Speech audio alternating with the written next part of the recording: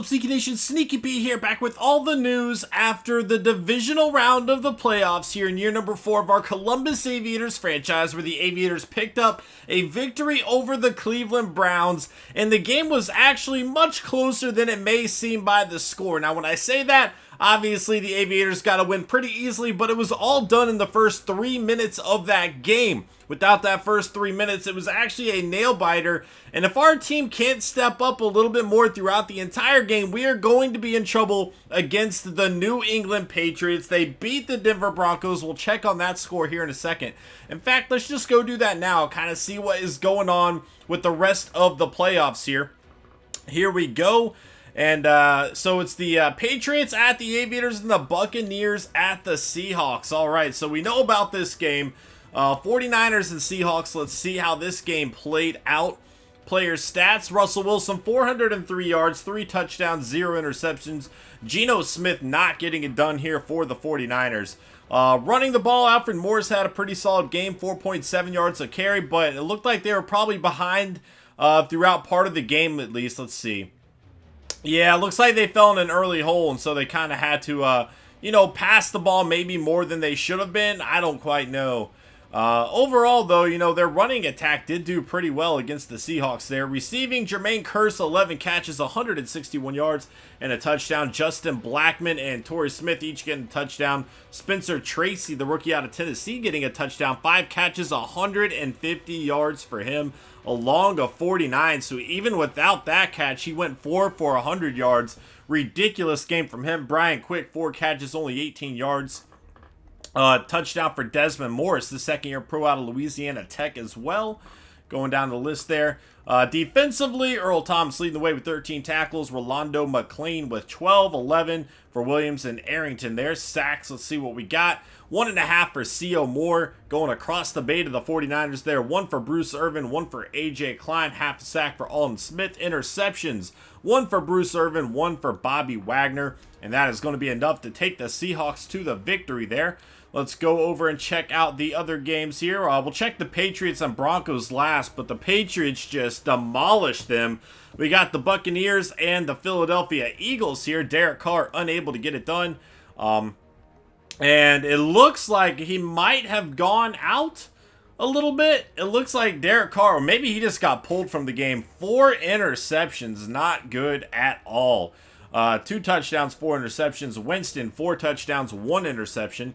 DeMarco Murray, 81 yards, a touchdown, 4.3 yards a carry. Brandon Oliver with 4 yards a carry and a touchdown. 2 fumbles for DeMarcus Taylor, the rookie out of Ohio State. It did not matter. They still won, but he's going to have to watch that in the NFC Championship game. A fumble there as well. That was probably from receiving. Yeah, probably here. He had 10 catches, 141 yards and a touchdown. Evans, 197 yards and a touchdown. 131 for Edelman.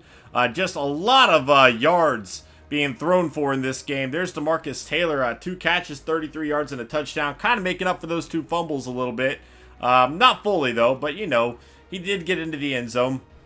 14 tackles for Miles. Sacks, we got Georgia Loca with the sack. Brandon Graham, Mario Williams, Dion Jordan, Reyes, half a sack. Man, there was a lot of sacks in this game. Interceptions, let's see what we got. Earl Wolf with 1. Jeremy Lane, Alteron Burner, Byron Maxwell, and Aaron Williams getting the interceptions there. So here we go.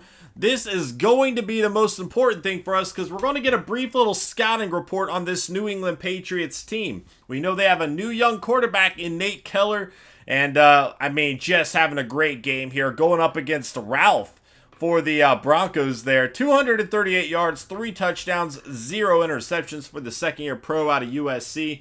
Ralph, 228 yards, 1 touchdown, 1 interception. If you don't get the Ralph thing, that's from streams, guys. I apologize. Jeremy Hill, 24 carries, 98 yards, 4.1 yards a carry, and 2 touchdowns. So we are definitely going to have to keep an eye out on him. Silas Red, 61 yards, 3 yards a carry there. Doran Dick. Oh, I thought I was like, don't we have Doran Dickerson? Why do I see D. Dickerson? Devin Dickerson, there we go, 3.7. Because I was thinking, I was like, did I let him go? I know we haven't used him as much this year, but I thought we still had him. Percy Harvin, 6 catches, 112 yards, no touchdowns for him. Gronk with 5 catches, 39 yards, and 2 touchdowns. Tight ends have destroyed our defense all season long. It's going to be interesting to see how they can contain Gronk, if they can, at least prevent him you know, from getting into the end zone, if nothing else. Jarrett Ballard with a touchdown, the third-year pro out of Mississippi State. Doug Baldwin with a touchdown there out of Stanford. Going down the list, all right. Defensively, let's see what we got. Stevenson with 10 tackles. Thomas with 10 tackles. Sacks, 2.5 for Hightower. 1 for Shaughnessy, I'm thinking. Half sack for Stevenson, McGee, and Mayo. Interceptions. And 1 for Le'Veon Bynes, the rookie out of USC. A lot of good USC players performing for this Patriots team here. So let's go ahead and check out. I guess we can look at the awards, can we not? I'm pretty sure we can. Let's do that really quick, see what we got there. So we'll go over to stats. Here we go. And again, let's see some predictions for the next game, guys. This is going to be a very tough test for our team. Hopefully they're up for the challenge, man. All right, so I don't think I looked at Week 18 either. So McKay actually got hurt for the 49ers. That's why Geno Smith was playing. And, you know, that really came back to haunt them, man. Because, look, McKay, obviously the NFC Player of the Week in the wild card, was doing pretty solid. However, you know, that injury caused them to lose to their rival. That's unfortunate. Kendricks with 18 tackles and an interception. Brown with 11 tackles and an interception. Then Andrew Luck, 5 passing touchdowns for him. Go over here. Russell Wilson, 30 of 38, 403 yards, 3 passing touchdowns. Wolf with 10 tackles and an interception, a fumble forced and a fumble recovered. Roby with 4 tackles, 2 interceptions. And Bishop Sankey, 17 carries, 132 yards, 1 rushing touchdown, 1 receiving touchdown.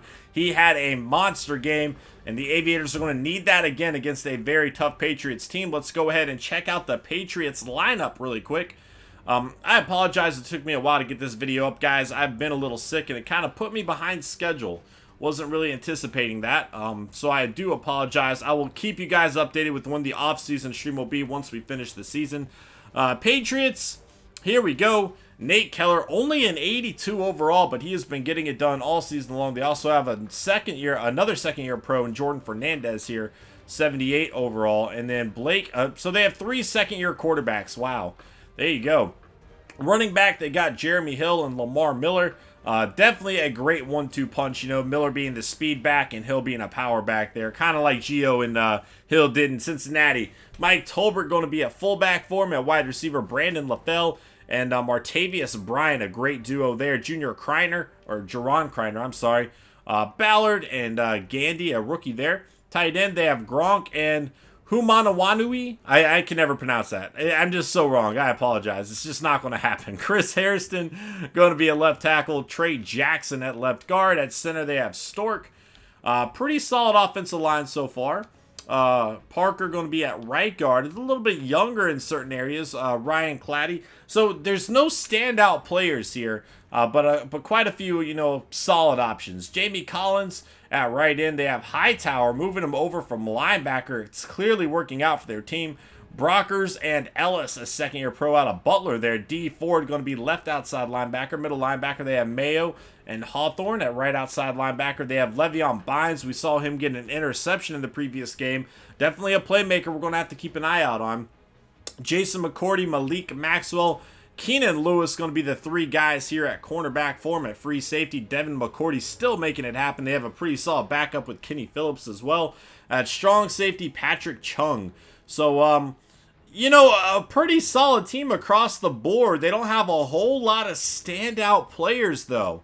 That being said, they don't really have any weaknesses either. You know, a lot of teams we've played, they've had either a few standout players, which the Patriots do have, but they have no weaknesses for us to really exploit. I mean, not many to speak of anyway. Every team has something, but you know what I mean. All right, so let's go check out, see if they have any injuries here, Patriots. And they are missing Denario Alexander oh man, Achilles tear. He's just in trouble. 46 weeks for him. But guys, that is going to be it for this episode. I hope you enjoyed. Smash that like button if you did. I appreciate the support throughout this entire series.